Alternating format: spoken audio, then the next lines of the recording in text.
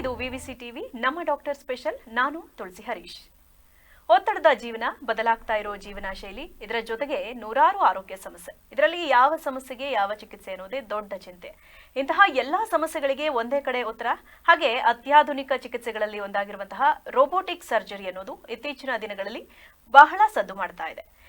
ಇವತ್ತಿನ ಈ ಕಾರ್ಯಕ್ರಮದಲ್ಲಿ ಏನಿದು ರೋಬೋಟಿಕ್ ಸರ್ಜರಿ, ಏನಿದರ ವಿಧಾನ, ಈ ಅಡ್ವಾನ್ಸ್ಡ್ ಟ್ರೀಟ್ಮೆಂಟ್ ನ ವಿಶೇಷತೆ ಏನು, ಹಾಗೆ ಆಧುನಿಕ ಚಿಕಿತ್ಸಾ ಪದ್ಧತಿಯಲ್ಲಿ ಇದಕ್ಕೆ ಪರಿಹಾರ ಕಂಡುಕೊಳ್ಳಬಹುದಾ, ಇದೆಲ್ಲದರ ಮಾಹಿತಿಯನ್ನ ತಿಳಿಸಿಕೊಡೋದಕ್ಕೆ ನಮ್ಮ ಜೊತೆ ಇದ್ದಾರೆ ಪ್ರಕ್ರಿಯಾ ಹಾಸ್ಪಿಟಲ್ ಬೆಂಗಳೂರಿನ Anand Devaraj, surgical gastro enterologist and HPB surgeon ನಮ್ಮ ಜೊತೆ ಇದ್ದಾರೆ. ಬನ್ನಿ ಮೊದಲನೇದಾಗಿ ಅವರನ್ನ ಕಾರ್ಯಕ್ರಮಕ್ಕೆ ಸ್ವಾಗತ ಮಾಡೋಣ. ಸರ್ ನಮಸ್ತೆ. ನಮಸ್ತೆ ಸರ್, ಇವಾಗ ರೋಬೋಟಿಕ್ ಸರ್ಜರಿ ಅನ್ನುವಂತ ಒಂದು ಟಾಪಿಕ್ ನ ಮಾತಾಡ್ತಾ ಇದೀವಿ.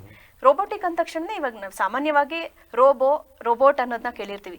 ಈ ಮೆಡಿಕಲ್ ನ ಫೀಲ್ಡ್ ನಲ್ಲಿ ಇದೊಂದು ಸ್ಪೆಷಲ್ ಅಂತ ಅನ್ಸುತ್ತೆ. ಏನಿದು ರೋಬೋಟಿಕ್ ಸರ್ಜರಿ? ಅಂದರೆ ಮೊದಲು ಒಂದು ವಿಷಯ ಕ್ಲಿಯರ್ ಮಾಡೋಕ್ಕೆ ಇಷ್ಟಪಡ್ತೀನಿ. ರೋಬೋಟಿಕ್ ಸರ್ಜರಿ ಅಂದರೆ ರೋಬೋಟ್ ತಾನಾಗೆ ಸರ್ಜರಿ ಮಾಡುವಂಥದ್ದಂತೂ ಖಂಡಿತ ಅಲ್ಲ. ಸರ್ಜನ್ ನಾವು ಕೂತು ರೋಬೋಟಿಕ್ ಆರ್ಮ್ಸನ್ನು ಕಂಟ್ರೋಲ್ ಮಾಡೋವಂಥದ್ದು. ಶುರುವಾದಾಗ ಸರ್ಜರಿಯಲ್ಲಿ ಬರೀ ಓಪನ್ ಸರ್ಜರಿಗಳಿರ್ತಿತ್ತು, ಎಲ್ಲಿ ನಾವು ದೊಡ್ಡ ಕಟ್ ಮಾಡಿ ಮಾಡಬೇಕಾಗ್ತಿತ್ತು.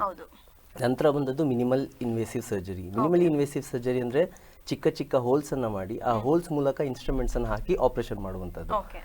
ಅದೇ ಮಿನಿಮಲ್ ಇನ್ವೇಸಿವ್ ಸರ್ಜರಿ ಮೊದಲು ಶುರುವಾಗಿದ್ದು ಲ್ಯಾಪ್ರೋಸ್ಕೋಪಿ ಸರ್ಜರಿ. ಅದು ಎಲ್ರಿಗೂ ಫೆಮಿಲಿಯರ್ ಇದ್ದೇ ಇರುತ್ತೆ. ಈಗ ಅದರಲ್ಲೇ ಅಡ್ವಾನ್ಸ್ ಟೆಕ್ನಿಕ್ ಅನ್ನೋದು ರೋಬೋಟಿಕ್ ಸರ್ಜರಿ. ಲ್ಯಾಪ್ರೋಸ್ಕೋಪಿಕ್ ಸರ್ಜರಿಯಲ್ಲಿ ಕ್ಯಾಮ್ರಾ ತೋರಿಸ್ಲಿಕ್ಕೆ ಒಬ್ರು ಬೇಕಾಗ್ತಿತ್ತು, ಆಪರೇಷನ್ ಮಾಡೋ ಸರ್ಜನ್ ಒಬ್ರು ಇರ್ತಿದ್ರು, ಮತ್ತೆ ಅಸಿಸ್ಟ್ ಮಾಡ್ಲಿಕ್ಕೆ ಒಬ್ರು ಸರ್ಜನ್ ಇರ್ತಿದ್ರು. ಅದೇ ರೋಬೋಟಿಕ್ ಸರ್ಜರಿನಲ್ಲಿ ಒಬ್ಬರೇ ಸರ್ಜನ್ ಕೂತು ಎಲ್ಲ ಆರ್ಮ್ಸ್ ಕೂಡ ಕಂಟ್ರೋಲ್ ಮಾಡ್ಬೋದು. ಅದ್ರ ಬಗ್ಗೆ ಡೀಟೇಲ್ ಆಗಿ ಮುಂದೆ ಮತ್ತೆ ಮಾತಾಡೋಣ. ಓಕೆ, ಈಗ ಶುರು ಮಾಡೋದಕ್ಕಿಂತ ಮುಂಚೆ ಬೇಸಿಕ್ ಆಗಿ ಇವಾಗ ರೋಬೋಟಿಕ್ ಸರ್ಜರಿ ಅಂದ ತಕ್ಷಣನೇ ಈಗ ಲ್ಯಾಪ್ರೋಸ್ಕೋಪಿ ಎಲ್ಲ ಎಲ್ರಿಗೂ ತಿಳಿದೇ ಇರುತ್ತೆ. ಈ ರೋಬೋಟಿಕ್ ಸರ್ಜರಿ ಅಂದ್ರೆ ಇವಾಗ ಅದು ಏನಾದ್ರೂ ದುಬಾರಿ ಇದೆಯಾ ಬೇರೆ ಸರ್ಜರಿಗಿಂತ? ಇದು ತುಂಬಾ ಇಂಪಾರ್ಟೆಂಟ್ ಪಾಯಿಂಟ್. ಇದು ರೋಬೋಟಿಕ್ ಸರ್ಜರಿ ಶುರುವಾಗಿದ್ದು ಲಾಸ್ಟ್ 20 years ಇಂದ ಸ್ಟಾರ್ಟ್ ಆಗಿರ್ಬೋದು. ಆದರೆ ಅದು ತುಂಬ ರ್ಯಾಪಿಡ್ ಆಗಿ ಗ್ರೋತ್ ಆಗ್ತಾ ಇರೋದು ಲಾಸ್ಟ್ 10 years ಅಲ್ಲಿ. ಹಾಗಾಗಿ ಎಲ್ಲ ಕಡೆ ಅವೈಲಬಿಲಿಟಿ ಅಷ್ಟು ಇಲ್ಲ, ಎಲ್ಲ ಹಾಸ್ಪಿಟಲ್ಸು ಅಫೋರ್ಡ್ ಮಾಡೋಕ್ಕಾಗ್ತಿಲ್ಲ. ಹಾಗಾಗಿ cost at present compared to laparoscopy ಸ್ವಲ್ಪ ಜಾಸ್ತಿ ಖಂಡಿತ ಇದೆ.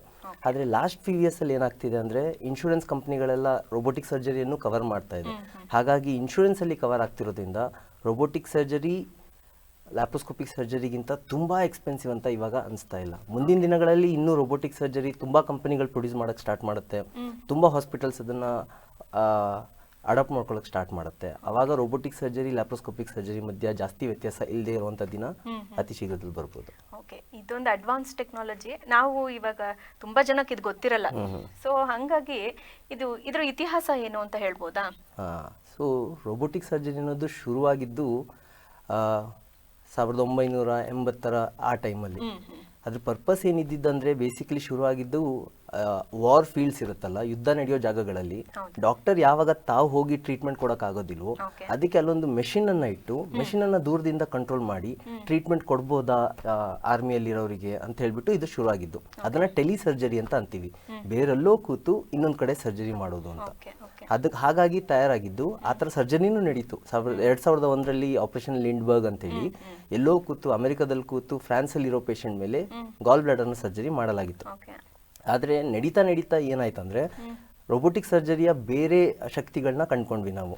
ಅಂದರೆ ಬರೀ ದೂರದಲ್ಲಿ ಕೂತು ಆಪರೇಷನ್ ಮಾಡೋದಷ್ಟೇ ಅಲ್ಲ, ಕಷ್ಟ ಇರೋವಂಥ ಜಾಗಗಳಲ್ಲಿ ಬಾಡಿಯಲ್ಲಿ ಅತಿ ಸುಲಭವಾಗಿ ಆಪರೇಷನ್ ಮಾಡುವಂಥದ್ದು, ಸ್ಟೆಬಿಲಿಟಿ ಇರುವಂಥದ್ದು, ಇನ್ನೂ ತುಂಬ ಚೆನ್ನಾಗಿ ಕಾಣ್ಲಿಕ್ಕೆ ಸಿಗುವಂಥದ್ದು ಆಪರೇಷನ್ ಮಾಡುವಾಗ, ಪೇಷಂಟಲ್ಲಿ ಬೆಟರ್ ರಿಸಲ್ಟ್ಸ್ ಬರುವಂಥದ್ದು, ಪೇಯ್ನ್ ಆಗಿರ್ಬೋದು ಅಥವಾ ರಿಕವರಿ ಸ್ಪೀಡ್ ಆಗಿರ್ಬೋದು, ಇದರಲ್ಲೆಲ್ಲ ರೋಬೋಟಿಕ್ ಸರ್ಜರಿಯ ಬೇರೆ ಶಕ್ತಿಗಳು ನಮಗೆ ನಿಧಾನಕ್ಕೆ ಗೊತ್ತಾಯ್ತಾ ಹೋಯ್ತು.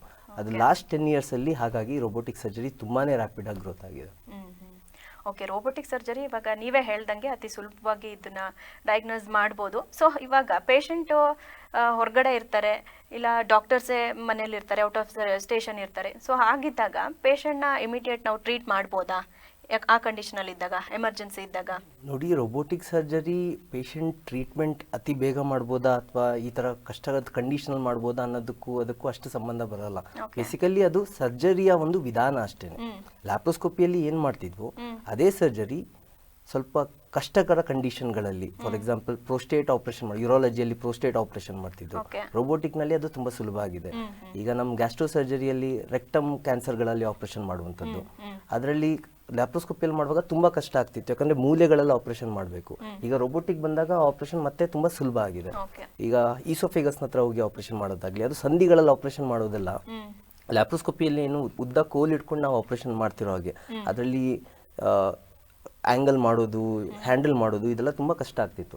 ಈಗ ರೋಬೋಟಿಕ್ ಸರ್ಜರಿಯಲ್ಲಿ ಅದು ಓಪನ್ ಸರ್ಜರಿಲಿ ಹೇಗೆ ಕೈನಲ್ಲಿ ಆಪರೇಷನ್ ಮಾಡ್ತಿದ್ವು ಅದೇ ರೀತಿ ಕಂಫರ್ಟ್ ಕೊಡುತ್ತೆ, ಆದರೆ ಚಿಕ್ಕ ಚಿಕ್ಕ ಹೋಲ್ಗಳ ಮೂಲಕ ಆಪರೇಷನ್ ಮಾಡೋದ್ರಲ್ಲಿ. ಓಕೆ. ಈ ರೋಬೋಟಿಕ್ ಸರ್ಜರಿ ಯಾರಿಗೆಲ್ಲ ಸೂಕ್ತ?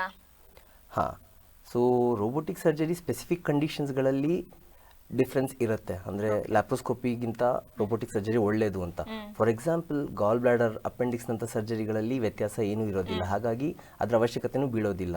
ಯಾಕಂದರೆ ಎಕ್ಸ್ಟ್ರಾ ದುಡ್ಡು ಕಟ್ಟಿ ಸೇಮ್ ಅದೇ ಆಪರೇಷನ್ ಅದೇ ರೀತಿ ಕಂಫರ್ಟ್ನಲ್ಲಿ ಮಾಡಿಸ್ಕೊಳ್ಳೋದ್ರಲ್ಲಿ ಪಾಯಿಂಟ್ ಇರೋದಿಲ್ಲ.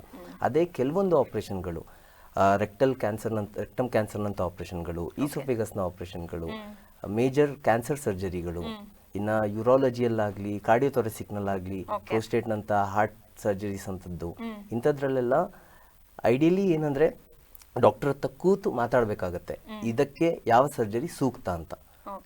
ಕೌನ್ಸಿಲಿಂಗ್ ಟೈಮಲ್ಲಿ ನಾವು ಹೇಳ್ತೇವೆ ಪೇಷಂಟ್ಗೆ ಯಾವ ಸರ್ಜರಿ ಇದಕ್ಕೆ ಸೂಕ್ತ, ಅವಶ್ಯಕತೆ ಇದೆಯಾ ಆ್ಯಕ್ಚುಲಿ ಇದಕ್ಕೆ ರೋಬೋಟಿಕ್ ಸರ್ಜರಿ ಅಂತ. ಈ ತಾನಾಗೆ ಸರ್ಜರಿ ಮಾಡುತ್ತಾ? ಖಂಡಿತ ಇಲ್ಲ. ತಾನಾಗೆ ಮಾಡುವಂಥ ದಿನ ಮುಂದಿನ ದಿನ ಬರ್ಬೋದೇನೋ, ಆದರೆ ಮಾಡಿಸ್ಕೊಳ್ಳೋಕೆ ಧೈರ್ಯ ಅಂತೂ ಯಾರೂ ಮಾಡಲ್ಲ. ಇದರಲ್ಲಿ ನಾವು ಒಂದ್ ಕಡೆ ಕೂತಿರ್ತೀವಿ, ಅದನ್ನ ಸರ್ಜನ್ಸ್ ಕನ್ಸೋಲ್ ಅಂತ ಕರಿತೀವಿ, ಅಲ್ಲಿ ಕೂತು ನಾವು ಕಂಟ್ರೋಲ್ ಮಾಡುವಂಥದ್ದು. ಇನ್ನೊಂದ್ ಕಡೆ ಪೇಷಂಟ್ ಕಾರ್ಟ್ ಅಂತ ಹೇಳಿ ಇರುತ್ತೆ, ಅದರಲ್ಲಿ 4 ಆರ್ಮ್ಗಳಿರುತ್ತೆ. ಅದು 4 ಆರ್ಮ್ಗಳಲ್ಲಿ ಒಂದೊಂದು ಕೈಗೆ ಒಂದೊಂದು ಇನ್ಸ್ಟ್ರೂಮೆಂಟ್ ಕೊಟ್ಟಿರ್ತೀವಿ, ಒಂದು ಕಡೆಗೆ ಎಂಡೋಸ್ಕೋಪ್ ಕೊಟ್ಟಿರ್ತೀವಿ, ಇನ್ನೊಂದು ವಿಷನ್ ಕಾರ್ಟ್ ಅಂತ ಇರುತ್ತೆ, ಅದು ನೋಡ್ಲಿಕ್ಕೆ, ಇನ್ನ ಗ್ಯಾಸ್ ಕೊಡ್ಲಿಕ್ಕೆ, ಲೈಟ್ ಕೊಡ್ಲಿಕ್ಕೆ, ಎಲ್ಲದಕ್ಕೂ ನಾವು ಇಲ್ಲಿ ಕೂತು ಅದು ಇನ್ಸ್ಟ್ರೂಮೆಂಟ್ಸ್ ಕೊಟ್ಟು ಹೋಲ್ ಮೂಲಕ ಇನ್ಸ್ಟ್ರೂಮೆಂಟ್ಸ್ ಅನ್ನು ಹಾಕಿ ನಾವೇ ಕಂಟ್ರೋಲ್ ಮಾಡಿ ನಾವೇ ಆಪರೇಷನ್ ಮಾಡುವಂಥದ್ದು. ಇದು ಈ ರೋಬೋಟಿಕ್ ಸರ್ಜರಿ ಯಾವೆಲ್ಲ ತರದ ಆಪರೇಷನ್ಗಳಿಗೆ ಮಾಡ್ಬೋದು, ಇದನ್ನ ಯಾವ್ದಕ್ಕೆಲ್ಲ ಸೂಟ್ ಆಗುತ್ತೆ? ನಮ್ಮ ಡಿಪಾರ್ಟ್ಮೆಂಟ್ನಲ್ಲಿ ನಾವು ಹೇಳ್ದಾಗೆ ರೆಕ್ಟಲ್ ಕ್ಯಾನ್ಸರ್ನಂಥ ಸರ್ಜರೀಸ್, ಕೊಲೆಕ್ಟಮಿಗಳಿಗೆ, ಕೊಲೋನ್ ಕ್ಯಾನ್ಸರ್ನಂಥ ಸರ್ಜರಿಗಳಲ್ಲಿ, ಈಸೋಫೇಗಸ್ನ ಸರ್ಜರಿಗಳಲ್ಲಿ ಯೂಸ್ ಮಾಡ್ತೀವಿ. ಇನ್ನು ಮತ್ತೆ ಹೆಪಟೆಕ್ಟಮಿಗಳಲ್ಲೂ ಇತ್ತೀಚೆಗೆ ಯೂಸ್ ಮಾಡ್ಲಿಕ್ಕೆ ಸ್ಟಾರ್ಟ್ ಮಾಡಿದ್ದೀವಿ. ಇನ್ನು ಮೇಜರ್ ಕ್ಯಾನ್ಸರ್ ಸರ್ಜರೀಸ್, ಪ್ಯಾಂಕ್ರಿಯಾಸ್ನ ಕ್ಯಾನ್ಸರ್ ಸರ್ಜರೀಸ್ನಲ್ಲಿ, ಇನ್ನು ಎಲ್ಲದಕ್ಕಿಂತ ಇಂಪಾರ್ಟೆಂಟ್ ಆಗಿ ನಾರ್ಮಲಿ ತುಂಬ ಅಧಿಕ ಇರುವಂಥದ್ದು ಹರ್ನಿಯಾ ಸರ್ಜರೀಸ್. ಅಬ್ಡಮಿನಲ್ ವಾಲ್ನಲ್ಲಿ ಹರ್ನಿಯಾಗಳಾಗುತ್ತಲ್ಲ, ಅಂಥ ಸರ್ಜರಿಗಳಲ್ಲಿ ರೋಬೋಟಿಕ್ನಿಂದ ಸರ್ಜರಿ ಮಾಡೋದ್ರಿಂದ ಟ್ರೀಟ್ಮೆಂಟ್ ಇನ್ನು ಎಫೆಕ್ಟಿವ್ ಆಗಿ ಆಗ್ತಾ ಇದೆ, ಇನ್ನು ಸುಲಭವಾಗಿ ಆಗ್ತಾ ಇದೆ. ಇನ್ನು ಮೆಶ್ ಏನು ಹಾಕ್ತಾ ಇದ್ವಿ ಅದ್ರದ್ದು ಪ್ಲೇಸ್ಮೆಂಟ್ ಆಗಿರ್ಬೋದು, ಒಳಗಡೆ ಹಾಕೋದ್ರ ಬದಲು ಈಗ ಲೇಯರ್ಗಳ ಮಧ್ಯೆ ಹಾಕೋದೆಲ್ಲ ಇನ್ನು ಸುಲಭ ಆಗ್ತಾ ಇದೆ ರೋಬೋಟಿಕ್ ಸರ್ಜರಿ. ಇದನ್ನು ಹೊರತುಪಡಿಸಿ ಇವಾಗ ಕೀಲ್ ನೋವು ಇರ್ಬೋದು, ಮೊಣಕಾಲ್ ನೋವು, ಬೇರೆ ಫ್ರಾಕ್ಚರ್ ಆಗಿರುತ್ತೆ, ಅದನ್ನ ಬಿಟ್ಟು ಇನ್ನು ಗೈನಕಾಲಜಿಯಲ್ಲಿ ಇದಕ್ಕೆ ಆಗುತ್ತಾ ಇದು ಮಾಡ್ಬೋದಾ? ಗೈನಕಾಲಜಿಯಲ್ಲೂ ಕ್ಯಾನ್ಸರ್ ಸರ್ಜರಿಗಳಲ್ಲಿ ರೋಬೋಟಿಕ್ ಯೂಸ್ ಮಾಡ್ತಾ ಇದ್ದಾರೆ. ಇನ್ನು ಮಂಡಿ ಇದಗಳಿಗೆ ಬಂದರೆ ಜಾಯಿಂಟ್ ರಿಪ್ಲೇಸ್ಮೆಂಟ್ಗಳಲ್ಲಿ ರೋಬೋಟಿಕ್ ಸರ್ಜರಿ ಯೂಸ್ ಮಾಡ್ತಾ ಇದ್ದಾರೆ. ಅದೇ ಕಂಪ್ಲೀಟ್ಲಿ ಡಿಫ್ರೆಂಟ್ ರೋಬೋಟಿಕ್ ಸಿಸ್ಟಮ್, ಅದು ನಾವು ಯೂಸ್ ಮಾಡುವಂಥ ರೋಬೋಟಿಕ್ ಸಿಸ್ಟಮ್ ಅಲ್ಲ. ಆದರೆ ಕಾರ್ಡಿಯಾಕ್ ಥೊರಾಸಿಕಲ್ಲಿ, ಗೈನಕಾಲಜಿಯಲ್ಲಿ, ಗ್ಯಾಸ್ಟ್ರೋ ಸರ್ಜರಿಯಲ್ಲಿ ಮತ್ತು ಯೂರಾಲಜಿಯಲ್ಲಿ ಯೂಸ್ ಮಾಡುವಂಥ ರೋಬೋಟ್ ಸೇಮ್ ರೋಬೋಟ್ ಇದೆ. ಓಕೆ. ಸೊ ಇವಾಗ ಈ ರೋಬೋಟಿಕ್ ನಿಮ್ಮ ಪ್ರಕಾರ ಯಾವುದು ಬೆಸ್ಟ್ ಅನ್ಸುತ್ತೆ ಇವಾಗಿನ ಜನರೇಷನ್ಗಾಗಿರ್ಬೋದು, ಅಥವಾ ನಾನ್ ರೋಬೋಟಿಕ್ ಬೆಸ್ಟ್ ಟ್ರೀಟ್ಮೆಂಟು, ಅಥವಾ ಈಗ ಅಪ್ಡೇಟ್ ಆಗಿರೋ ಥರ ಅಡ್ವಾನ್ಸ್ಡ್ ಟ್ರೀಟ್ಮೆಂಟ್ ಬೆಸ್ಟ್ ಅಂತ ಹೇಳ್ತೀರಾ? ರೈಟ್, ಯಾವುದೇ ಒಂದು ಟ್ರೀಟ್ಮೆಂಟ್ ಬೆಸ್ಟ್ ಅಥವಾ ನಾಟ್ ಬೆಸ್ಟ್ ಅಂತ ಹೇಳಿಕ್ಕೆ ಬರೋದಿಲ್ಲ. ಐಡಿಯಲಿ ಏನು, ಈ ಕಂಡೀಷನ್ಗೆ ಈ ಪೇಷಂಟ್ನಲ್ಲಿ ಯಾವುದು ಸೂಕ್ತ ಅನ್ನೋದು. ಅದೇ ಕಂಡೀಷನ್ಗೆ ಬೇರೆ ಪೇಷಂಟ್ನಲ್ಲಿ ಒಂದು ಟ್ರೀಟ್ಮೆಂಟ್ ಸೂಕ್ತ ಇರ್ಬೋದು, ಇನ್ನೊಂದು ಪೇಷಂಟ್ನಲ್ಲಿ ಇನ್ನೊಂದು ಟ್ರೀಟ್ಮೆಂಟ್ ಸೂಕ್ತ ಇರ್ಬೋದು. ಸೊ ಯಾವುದನ್ನೇ ಆಗಲಿ ಓದಿ ತಿಳ್ಕೊಂಡು ಡಿಸೈಡ್ ಮಾಡ್ಲಿಕ್ಕೆ ಆಗಲ್ಲ. ಡಾಕ್ಟರ್ ಹತ್ರ ಕೂತು ಡಿಸ್ಕಸ್ ಮಾಡಿ ನನಗೆ ಯಾವ್ದು ಸೂಕ್ತ, ಈ ಕಂಡೀಷನಿಗೆ ಯಾವ್ದು ಸೂಕ್ತ, ಇದು ಕವರ್ ಆಗತ್ತಾ ಇನ್ಶೂರೆನ್ಸ್ನಲ್ಲಿ, ನಾನು ಇದು ಅಫೋರ್ಡ್ ಮಾಡೋಕ್ಕಾಗತ್ತಾ, ಎಲ್ಲ ತಿಳ್ಕೊಂಡು ತುಂಬ ಕಾನ್ಸೆಪ್ಟ್ಸ್ ಇರುತ್ತೆ ಅದರೊಳಗಡೆ. ಒಂದು ಪೇಷಂಟ್ಗೆ ಈ ಸರ್ಜರಿ ಅವರು ಅಂಡರ್ಗೋ ಆಗಬೇಕಂದ್ರೆ ಇಷ್ಟೆಲ್ಲ ಫ್ಯಾಕ್ಟರ್ಸ್ ಕನ್ಸಿಡರ್ ಮಾಡಬೇಕಾಗಿರುತ್ತೆ. ಯಾಕಂದರೆ ಅವ್ರ ಕೈಲಿ ಆಗತ್ತಾ ಇದು ಅಫೋರ್ಡ್ ಮಾಡಲಿಕ್ಕೆ, ಯಾಕಂದರೆ ಇನ್ನು ಗೌರ್ಮೆಂಟ್ ಸೆಟಪ್ಸ್ನಲ್ಲೆಲ್ಲ ಇನ್ನು ಇದು ಎಲ್ಲ ಕಡೆ ಬರೋದಕ್ಕಿನ್ನ ಟೈಮ್ ಇದೆ. ಸೊ ಹಾಗಾಗಿ ತುಂಬ ಫ್ಯಾಕ್ಟರ್ಸ್ ಇರುತ್ತೆ, ಅದನ್ನೆಲ್ಲ ಕೂತು ಡಿಸ್ಕಸ್ ಮಾಡಿ ಡಿಸೈಡ್ ಮಾಡಬೇಕಾಗುತ್ತೆ. ಓಕೆ. ಇವಾಗ ಸಾಮಾನ್ಯವಾಗಿ ಪೇಷಂಟ್ಸ್ ಏನ್ ಮಾಡ್ತಾರೆ ಅಂದ್ರೆ ನಾರ್ಮಲ್ ಸರ್ಜರಿ ಅಂದ್ರೇನೆ ಭಯ ಪಡುವಂಥದ್ದು ಇರುತ್ತೆ. ಈ ರೋಬೋಟಿಕ್ ಸರ್ಜರಿ ಅಂದಾಗ ತಾವು ನೋಡಿರ್ತೀರಾ ಪೇಷಂಟ್ಸ್, ಅವ್ರ ರಿಯಾಕ್ಷನ್ ಹೇಗಿರುತ್ತೆ ಇದಕ್ಕೆ? ಓಕೆ ಒಪ್ಕೊಳ್ತಾರ?